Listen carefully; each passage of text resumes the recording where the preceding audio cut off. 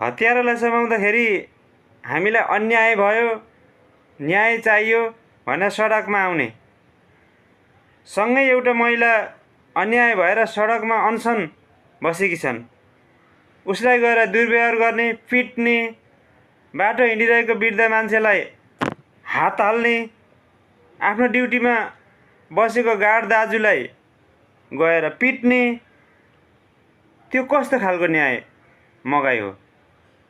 नेपालमा प्रोटेस्ट गर्नु पो आउँछ, गर्नु प्रोटेस्ट? तिमीहरूको बात त्यस्तै निर्दोष छन् भने अदालत गएर नियम कानुन सम्मत निकालेर ल्याउनु नि। अस्ति त्यत्रो बच्चा मर्दा तिमीहरूको मनमा हरि आएन?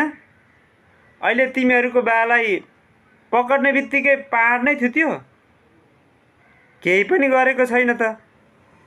त्यत्रो 17 जना मर्दा अलिकति ओहो भन्ने लागेन? पापीहरू!